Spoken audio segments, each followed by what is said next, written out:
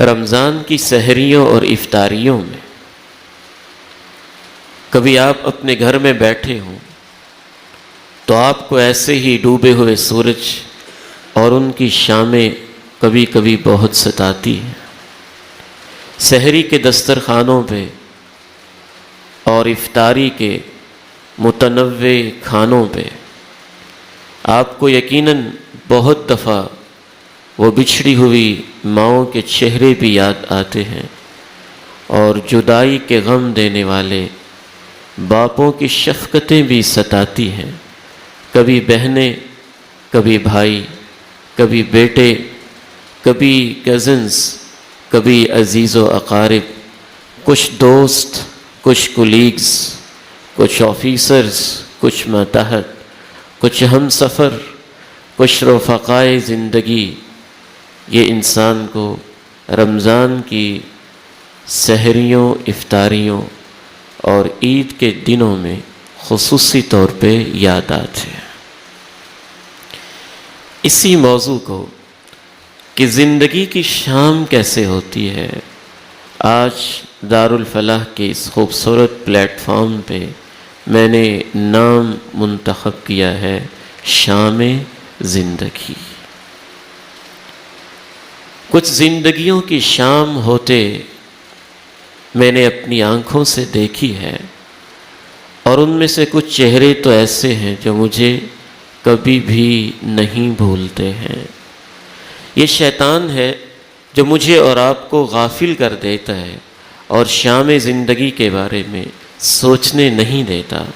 بہت کچھ کہنے کو ہے کہ شام زندگی کیسی ہوتی ہے، لیکن آج کی اس گفتگو میں ہمارا مرکز و محور ہوگا کہ شام زندگی حسین کیسے ہوتی ہے اور شام زندگی تباہ و برباد کیسے ہوتی ہے۔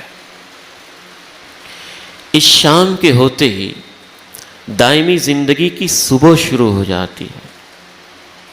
کبھی تو ایسی شام ہوتی ہے کہ ملک الموت آ کے سراہنے بیٹھتا ہے، فرشتے کتار اندر کتار، ہاتھوں میں جنت کے کچھ پوشاکیں اور جنت کے کچھ خاص تحفے لیے، مسکراتے ہوئے نورانی چہروں کے ساتھ، بڑی محبتوں کے ساتھ کہتے ہیں، ایتھا النفس الطیبہ فی الجسد الطیب اخرجی الی روح من اللہ وریحان ورب غیر غضبان۔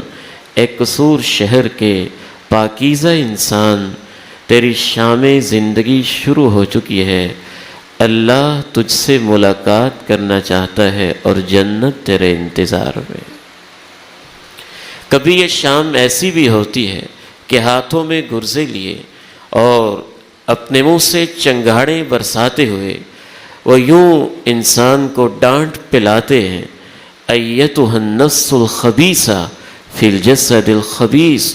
اور خبیث انسان، خبیث جسم میں پلنے والے، تیری عیاشیوں کا وقت ختم ہوا چاہتا ہے اور سزاؤں کا وقت شروع ہوا چاہتا ہے۔